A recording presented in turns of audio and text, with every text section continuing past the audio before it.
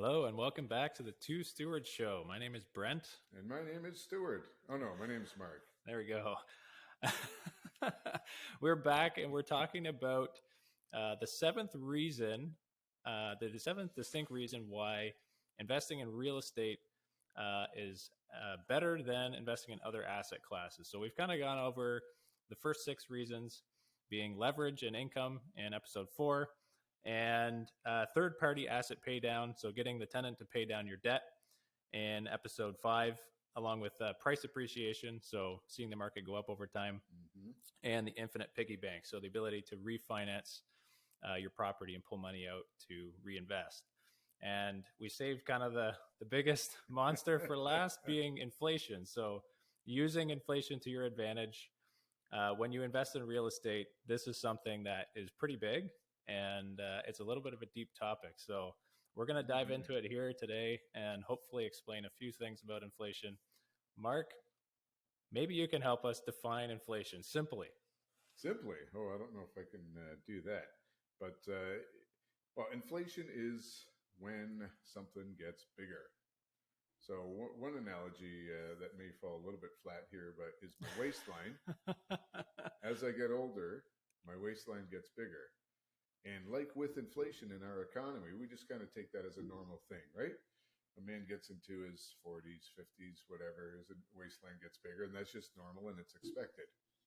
But what we've come to realize is it's not normal, it's not good, it's not necessary, and it's actually harmful. So, I have some work to do on that front. But we on should the diet get into and exercise. Yeah, exactly. Well, there's things that you can do. I got Diet Coke. That's right, Coke Zero. It'll give me other things, but it won't make me fatter. But we're off track. But yeah, that's inflation is something getting bigger, and when we're talking about it in economic terms, that is our money supply getting bigger. And most people don't realize it, but that is sort of the background to inflation. Right, because we were just talking about this, possibly a young person looking at the market, they want to buy a house. I guess anybody looking at the market, they want to buy a house, and they're seeing what happened in the last 3-4 years, how prices just took off, and that's kind of I guess a symptom of the underlying problem, which is monetary inflation and asset inflation. So maybe we can just kind of differentiate the different types of inflation, because there is monetary inflation, which I guess is the increase in the amount of money. So I don't know if you want to jump into that. What exactly? How exactly does that work? Like, how is money created in the first place in our present world? Like, the government prints money. Yes. How does that work? Yeah, we hear that. They print money. So everybody has this idea of like a printing press. And I was trying to explain this to my kids the other day too, which maybe it's a little bit advanced for them, but they're like, how is money made? And trying to explain to them, like, yeah, there's physical money, because they're, one of them had a loonie, and like, how's it made? Okay, well, it's made by combining all these metals and stuff, and the government prints it. But really, this isn't as important as the money that's on my phone or on the computer, because I can send that. And that's where money is actually created. But, for a 6-year-old, that's getting a little bit complicated. But yeah, essentially the government controls the amount of money in circulation. And that, for each country, as long as you have your own currency, there are countries that don't have their own currency, and they're even in a far worse situation. I don't know if we can get into that later on, but you've got still like a number of African countries that are dependent on French currency, and what happens with that. We could probably leave that one for now. But yeah, essentially the government has a few different ways of introducing new money into the system, and we just take it for granted that they have to do that. They have to do that. That inflation is necessary, right? In 1950, a loaf of bread cost a nickel. So you would disagree with the statement that inflation is necessary? Yeah, absolutely. Okay, so because we've kind of grown used to 2% or whatever the target is set by the Bank of Canada. Hey, we got to hit this. We hear the rhetoric in the news now, like, hey, inflation is high, and we heard, I guess, a couple of years ago that inflation was going to be high, but it will be transitory. It will go away. Well, first it was there's no inflation. Like, Yeah. what do you, there's no, the inflation's it's normal, right? Yeah. And then when it was too obvious to hide, well, it's transitory. Yeah. And then Well, so uses how do they actually? Let's just get off the monetary thing for a sec. How do they actually measure this inflation? Because the government does report inflation to people, and we kind of look at that number, right? And that usually is a 2%. But what does that actually mean? Like, how are they getting that number? Yeah, so that's typically CPI, the Consumer Price Index, and it's a basket of goods, right? So if you think of like a basket of groceries, groceries is one component of that, and then you've got other things like shelter and fuel, and so they're all things that people would need to buy on a regular basis. yeah. So the idea is we have this basket of goods that remains constant, so we can compare apples to apples, so that we know that 5 years ago this basket of goods that I need to live cost X, and now it costs X plus 100. Right? So that's kind of a good, great idea. But what we found is that the government changes what's in that basket of goods kind of to suit them. And the definitions in the States, again, are changing. And I wouldn't be surprised. Yeah, like very recently. I would not be surprised if that means that we see a drop in the headline inflation number. Right? So one example would be if you enjoy steak, and the cost of steak is going up, they don't just say, well, steak, a pound of steak costs, I don't know, I should know this, I like steak, but let's say it costs $5 a pound for a nice Angus steak, or a cut of Angus beef, and now it costs $7 a pound. Well, that's inflation. It went up by $2 a pound. Yeah. But what they'll do is they'll say, well, that looks kind of bad. And that's a lot higher than 2% over a year or 2 years. So what we'll do is we'll throw chicken into the basket now instead of steak. And the reasoning is that people will change their habits, which is true, right? And if I can't afford steak anymore, I'm going to buy chicken. So really now they're measuring not just a straight cost of goods, but they're measuring behavior. Yeah. And, that has value to it, I'm sure. But when we're talking about inflation, I want to know what the actual inflation is, what steak costs then and what it costs now. Yeah, I can see how that can be skewed, because if I'm somebody living on a fixed budget every month, and let's say I got $2,000 to spend on what I need, I'm going to make decisions. If the price of something goes up, I'm going to decide to not buy it, or maybe to buy something that's cheaper, or maybe wait an extra week or two to buy what I do need. So I guess your quality of life in that situation will go down and down and down, because you're substituting alternatives for what you actually really want. Yeah, and in that case, that measurement of inflation is not bad. It might be 3%, right? So the government can say, look, we've contained inflation at 3%, and everything's groovy. But the fact is, the quality of life of your citizens, and especially the most vulnerable and those on fixed incomes, has decreased dramatically. And that's what we've seen in the last few years, right? We talk about housing prices a lot because we're in real estate, and that's what we like to talk about. But just the cost of groceries and anything else you can imagine has increased so much that if you don't have the same inflation of your wages, so if you're on a fixed income, you generally don't, maybe 2% a year, that you're, if you have like an inflation indexed pension, and this is where it gets kind of interesting, right? Where you can see how it's in the government's interest to maintain a low measure of inflation, not actual inflation, because everybody knows that for the past few years, inflation has been way higher than 3 or 5 or, let's say we're at 8% now. Way higher. All you got to do is look at your grocery bill. Okay, so what makes the price go up? Because something's got to originate this, right? It's not like the guy at the grocery store just says, all right, I gotta have to charge more for this because the farmer is charging me more, and the farmer just decides he wants to charge more because, where does it start, and how do we look at the whole picture when we zoom out?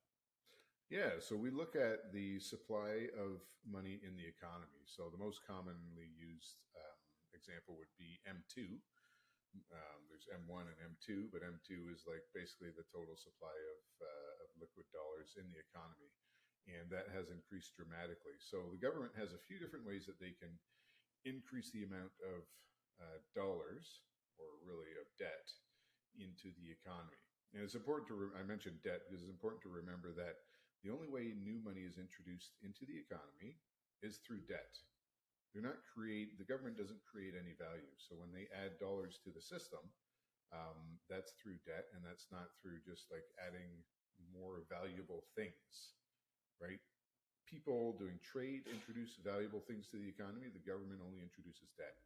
So the ways that they can do that is by selling bonds. That's a very common method. Government will sell bonds, and then people, companies will buy that. Sometimes the central bank will buy it. And what's a bond? So a bond is A bond is government just debt. a promise to pay, right? So And it's a give pretty me secure. $1,000. It's a pretty secure promise because it's the government promising. Depending on which government you're you're dealing with, right? If you look at some of the South American countries, maybe it's not as secure as you want. And that's, there's a huge market for bond trading. And actually, the bond market is, 10 times at least the size of bigger than that, of the stock market. And usually when we think about, investing and stuff, we think about the stock market, but that pales in comparison to the size of the bond market. And the bond market would include corporate bonds, but also government sovereign bonds. Okay, so that's one way the government produces these new dollars, is selling bonds. That's one way. You're pulling me back on course here. Right. And the other way is that banks actually can create money as well by issuing debt. And the most common way that a bank issues debt is through mortgages. They can do business loans as well. So that's workable. But yeah, mortgages are the biggest thing. And especially in Canada, right? Like half of our economy, probably 40% of the economy is based on housing, which just blows my mind. But yeah, that's the most common way that money is introduced into the system. And this, most people don't understand, I think. And I, for most of my life, I didn't understand this, but when a bank gives you a mortgage, that is money that did not exist before, right? They may be paying off some other loan, so that, that money that was introduced is now gone, right? The only way that you can reduce the amount of money in a society, or in our society, is by reducing debt. So if you pay off that debt, you actually reduce the amount of money in circulation. But getting back to the mortgage, right? If I get a mortgage for 500 grand, that is $500,000 that did not exist in the economy beforehand. So if it's me getting the mortgage, right? You're in effect devaluing everyone else's savings. Yeah, if you don't have a mortgage and I do, I've just devalued your savings, if you have any. And, by a very small percentage, but when you add up the amount of mortgages that are being created daily and the amount of government debt that is being created daily, it has the effect of devaluing the savings that we have, because that makes me very frustrated. And yeah, if you just think of I don't know, a simple example of like bananas, right? If we're, I start to grow bananas and nobody else is, I've got a valuable asset there, as long as people want to eat bananas. But if my neighbor and his neighbor and 10 other farmers start growing bananas, all of a sudden the value of those bananas drops. Not because they're less nutritional or the color is different or anything has changed about them. It's just the simple fact that there are more of them. So now people don't need to work as hard to get a banana. So when it's scarce, assets or money is more valuable. When you increase the supply of it, it becomes less valuable.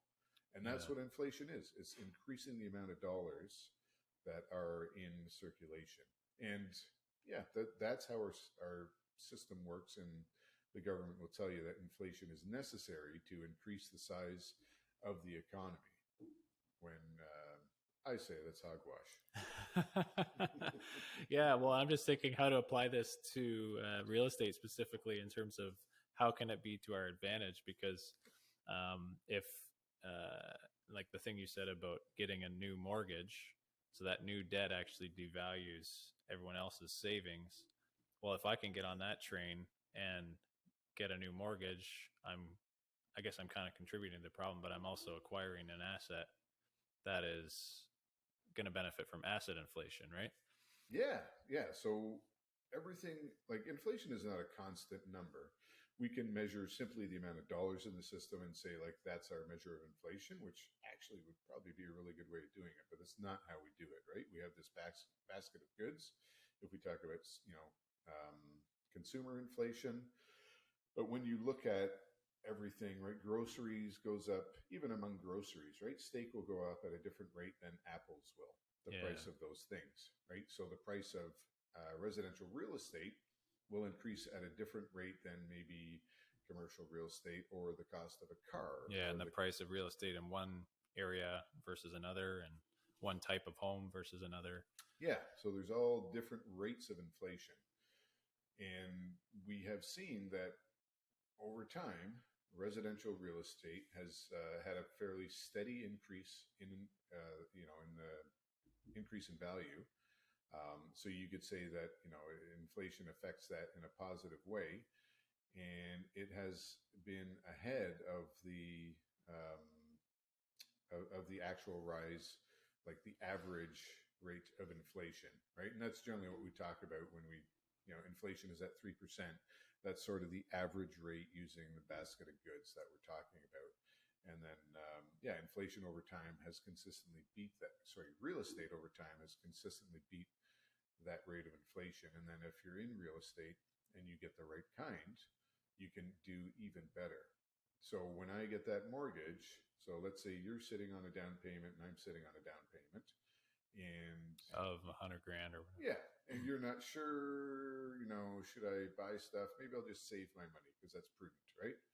And I'm like, well, no, I'm going to go buy another house and get a mortgage, and we'll see what happens. So in a couple of years, maybe in 5 years, the value of my real estate has increased. And we know that it's not a constant thing, right? There's ups and downs, but we're looking over the long term. So my real estate has increased steadily year over year. So I've actually gained money by making that investment, by taking on more debt. Because again, we talked about leverage, so I'm going to use that $100,000 to buy maybe a $500,000 home. If the value of the home goes up $100,000, well, now I have 200,000. You're sitting on 100,000 in savings. In 5 years, inflation actually eats away at the value of your savings. So let's say inflation is 2% a year. Every year you're losing $2,000. And that compounds over 5 years. But let's say in 5 years you've lost $12,000 in the value of your money. You still have $100,000. Yeah, but the actual nominal value, dollars, the real value, in name only, not in value. The real value of that has decreased. And then a good example is to look at, maybe you're like, oh yeah, you bought a house. That was a good idea. I should buy one. Well, maybe you can't buy a house now with that $100,000. Yeah. Or the kind of house that you can buy. You can't buy the same one that I bought because that house is now worth $600,000. Mm-hmm. So you can't get that same value. So what changed? The only thing that changed, like the amount of money that you had, didn't change. Mm-hmm. You worked just as hard for it as I did. Yeah, if not harder. But what you can get with that has changed because the actual value of those dollars has decreased. Yeah. So to me, saving in the system that we have, in a debt-based system, saving is not prudent. Which seems contrary to, I guess, what we've been told all along, right? Like you think, hey, grandma says, hey, here's $2, put it in your piggy bank. Yeah. Right? That whole mentality, like save your money for a rainy day, for the future. And like the instrument of saving money just doesn't work. When you put money aside and you're trying to outpace inflation, you're going to lose because it's just this tidal wave. Yeah. I want to pick up on something you said about inflation, how inflation is different for everybody because, like yeah, somebody might be looking at this saying, well, like really my life hasn't changed much. Like my rent is kind of the same. Mm-hmm. It only goes up 2.5%. Um, I eat pizza every night and I play video games. So like I don't need to worry about inflation because those things are actually going down in price. Like the price of a TV has gone down. Technology makes it a lot easier for us to afford things that we never could have dreamed of, right? Mm-hmm. Um, but for somebody who actually wants to like grow their wealth or to build a business or plan long term for the future, and maybe they want to eat steak instead of pizza, their inflation number is going to be different, right? Gonna they're gonna realize probably a bigger hit than the other guy because they're looking at their grocery bill and they're buying the same products they've always bought, Mm-hmm. or maybe they're trying to buy even more expensive stuff because they believe it's more nutritional, or um, maybe they got a job so they need to drive to work, so now they need a car, and like they're trying to advance their life. So if you actually want to go somewhere and achieve something, your inflation is going to be even higher than the average or the norm, and certainly than somebody who kind of just doesn't do much and relies on like the cheapest services possible Mm-hmm. to live. So Yeah, what happens is your choices are limited. So if you want to just play video games and eat pizza, like even pizza, like it's gonna I like myself a frozen pizza. Okay, like I love to cook. And I'll make fresh pizza, but a guilty pleasure is just having a Delicio frozen pizza, and I like them. They're terrible for you, and not everybody likes them, but I like them. But I remember when I could get one for like $3, and this is maybe 10 years ago. And for a yeah, while, I kind of lived on frozen pizza. But now they're $8-9 for a frozen pizza, where it's like I can make one so much cheaper if I just I buy the ingredients. So I'm gonna spend. So this kind of gets back to the choice thing, right? So I can take a little bit more money. I can spend probably 20 or $30 and get all the ingredients that I need to make a whole bunch of pizzas. I gotta come up with a little bit more money, right? And do that. And then, it takes more time and I need to have an oven and some of the things that it takes to make those pizzas. But just getting back to it, inflation limits your choices. If you're fine, doing your daily thing, eating pizza, playing video games, great. You want to start a family? Well, now maybe you can't because all of a sudden, well, you got to move out of that apartment. And that apartment may have, increased in price 2% a year, 1% a year, whatever the allowable maximum is in Ontario, anyways. But now, if you want to buy a house, and I see this sometimes where people don't really pay attention to real estate or rent, right? Maybe you just want to get a bigger apartment. mm-hmm. They kind of start looking at prices and they're like, what? Like, what? There's no way I can afford this. This is ridiculous. If you just look at the price of rent in the past 10 years. Um, Yeah, because and I yeah, know we from have some tenants in properties that we manage that we know will never leave unless they die because yeah, they're sort of working their job.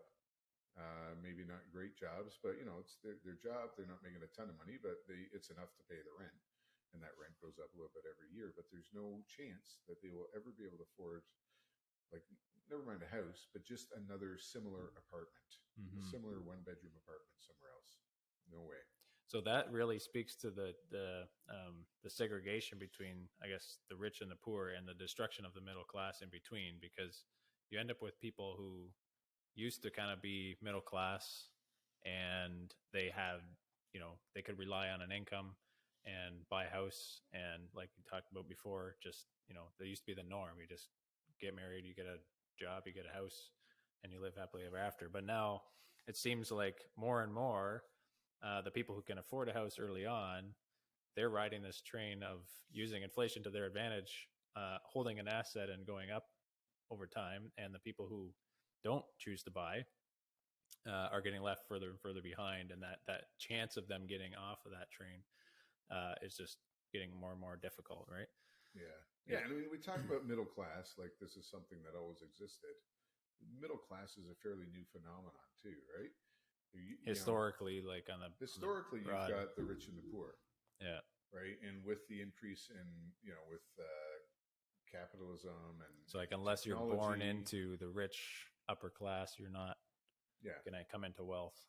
no, there was no way. But then, yeah, we saw like trade become more important and sort of the development of, the Middle Ages. You had like the merchant class now, and there's a chance to, because there are social constraints as well. But yeah, you could use trade to increase your position and kind of gain more wealth for yourself. But yeah, just in general, the middle class is kind of a 20th century idea, right? That we've Right. become accustomed to. But when you go back in history and look at the history of money in society, that hasn't always existed. And I'm all for the middle class, right? A middle Yeah. ground where you're not filthy rich and you're not dirt poor. Well, in terms of society, like you almost want to live in a society where everyone has the opportunities to grow and to build a business and to have their wealth grow as well, and like a more peaceful society where there's not so much disparity. Like you can, yeah, I find there's probably a lot more enjoyment you can find in society just going to different establishments that wouldn't exist if you just had a bunch of poor people and a bunch of rich people, Yeah. right? Like, Yeah. yeah, you really have human flourishing when you have all these opportunities. Yeah. And that, that should be available for everybody, right? Maybe I just like pizza and video games. That's fine. But I want the choice or the option to do something different Right. if that's what I choose. And yeah, when you kind of look at it from a Christian worldview as well, that option should exist as well. We shouldn't have a system where people are forced to live in poverty, right? We can talk about riches and the dangers of that, but poverty is also not a good thing for people. So that's why, the middle class is a nice middle ground where you have the ability to kind of attain that. Okay, so we've got a lot of circles here. So we've got Mm-hmm. inflation is the increase in something, and we're talking specifically about the increase in money or the increase in the amount of money in the system and how that leads to the increase in prices and everything. Because when there's more money out there, the value of like the number of goods doesn't change. So we have more dollars chasing fewer goods, and we end up with price increases. At the same time, we also have assets that go up in value because the same more dollars in the system chasing the same scarce resource, real estate. Those real estate prices are going to go up. So it only makes sense that we buy an asset and we hold on to it and let inflation work to our advantage in the background. So whether or not you actually believe inflation is a good thing or a bad thing, it's still this is still one way to look at it is what is the current system like and understand it better. And hopefully we can kind of paint that picture for you right now. But there's a lot to learn here that you can really go into and figure out all these different concepts and why all this stuff happens. But one thing is to know it, and then the other thing is just to act accordingly, right? So Mm-hmm. when you think about what stewardship is like you have all this wealth, you have all these assets, but you have to do something with them, and you have to act, and you have to do that in the context of the reality that we live in. So whether or not you think inflation is good or destroying the middle class, that's the reality, right? Like Yes. we can't avoid the fact that the government does print money because it has to. Some of these different concepts we were talking about, how new mortgages create debt, so that's an opportunity, right? So looking at these things, say I don't agree with it, but how do we use it to our advantage? And real estate is definitely a I mean, other assets like anything that you own that's scarce will beat out holding currency and saving. Mm-hmm. But real estate, because of some of these other things we talked about as well, allows you to leverage into it and allows someone else to pay for it, and then it grows over time because largely in part because of demand, because population growth or whatever, depending on where you pick to buy the property, but also because of inflation devaluing the dollars and the real estate staying scarce.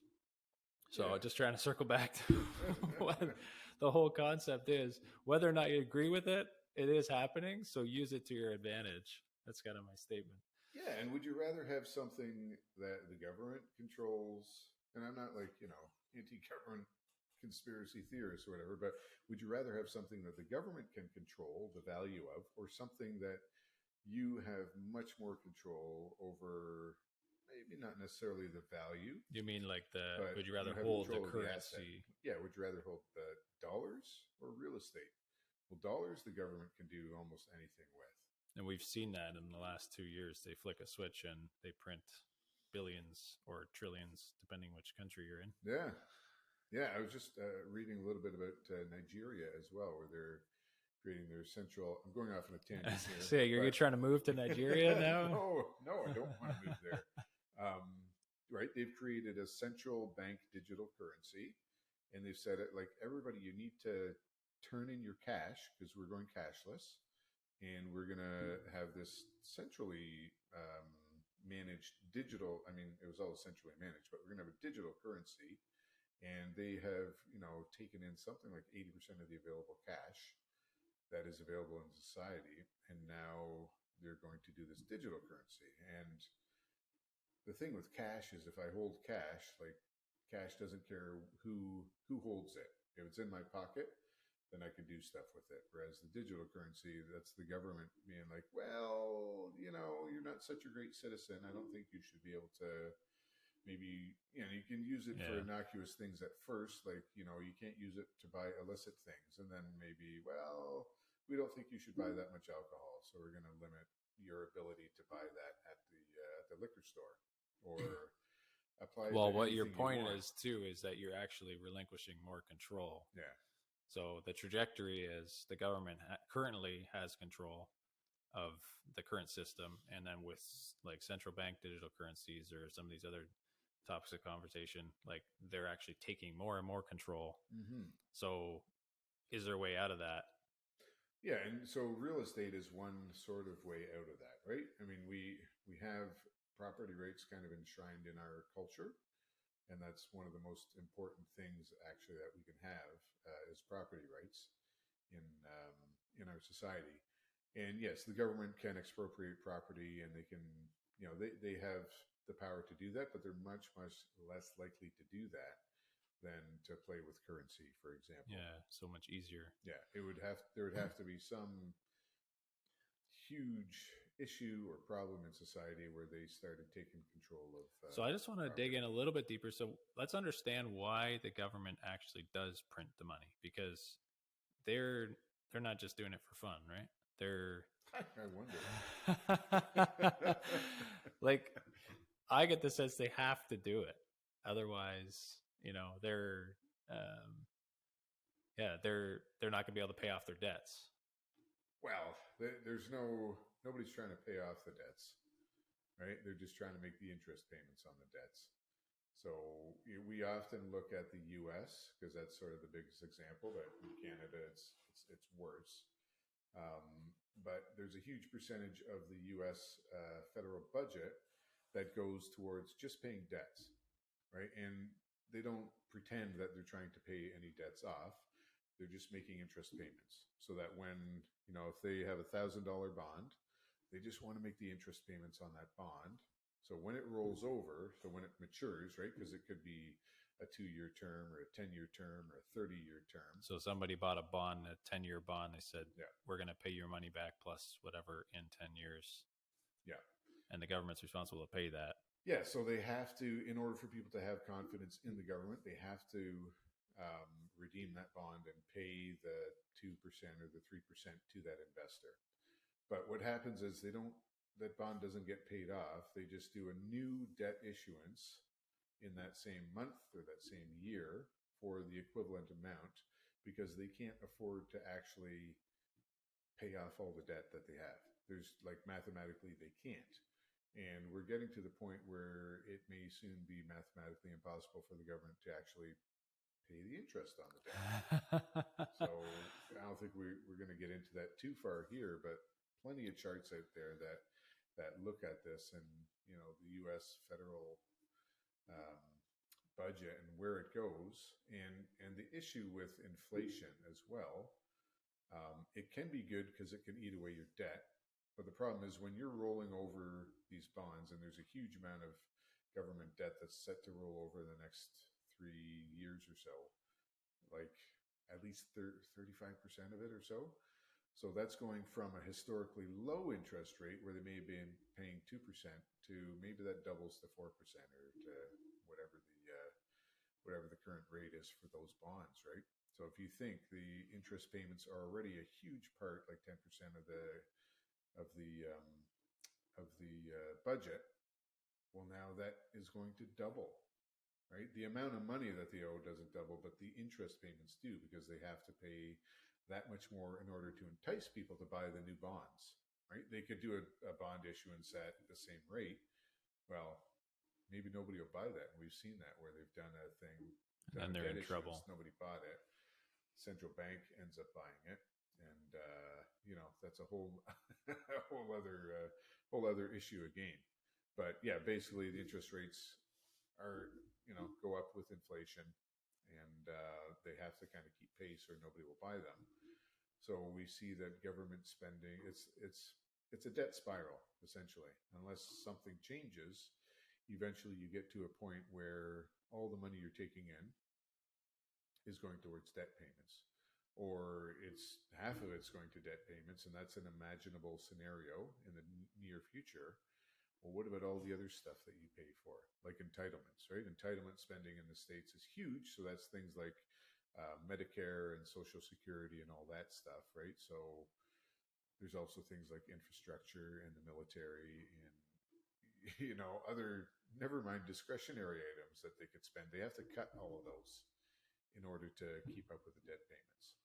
So yeah, so there's and that, just to kind of summarize what you've been saying, like, so it seems like the system is set up so that there is a constant need to print more money, basically, to service debt and to take care of that. And in that case, when you have this, no matter what the rhetoric is in the news, or no matter what the government or central bank says, at the end of the day, mathematically speaking, they have to actually print money to pay their debts and to make it happen. And they've historically always done that. Mm-hmm. And we're coming to a point where they're going to have to do that again. So in that environment, where we can look to the future 10 and 20 years, at some point it kind of breaks. But until then, you can expect more dollars. And when you expect more dollars, that means more inflation. Yep. And what do you want to be owning when there's more inflation on the horizon?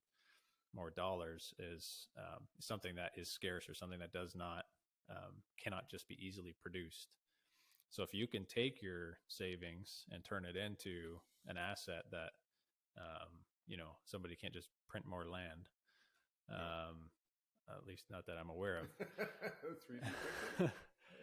But if you can own that instead, then you can kind of get for yourself a mortgage at today's amount of dollars, and then in 20 years you'll have a mortgage denominated in dollars that there's going to be way more dollars, so it's actually be worth a lot less. So nominally, like, let's say you got a $500,000 loan today, and you get a $500,000 loan in 20 years, or like you don't never pay it off, you just have it. It's actually going to be worth less because there'll be so much more dollars in the system. Yes. So holding assets is what's gonna save you there. So yeah, maybe we want to wrap it up there, and we've kind of circled around so many different issues here, but maybe we continue the conversation next time. And just to summarize, so we've gone from leverage and income, third-party pay down, price appreciation, the infinite piggy bank, and inflation. So all reasons why investing in real estate can be used to your advantage, and is a huge opportunity in today's environment, over against other asset classes that are available. So hopefully you gained something from this, and we added some value here. And until next time, thanks for watching. Thanks for listening to this episode of the Two Stewards Show. If you like my voice better, click subscribe. And if you like my voice better, click share. If you like both, give us a 5-star rating. To interact with the show, feel free to reach out at hello@twostewards.ca. We will see you in the next episode. In the meantime, steward your wealth wisely.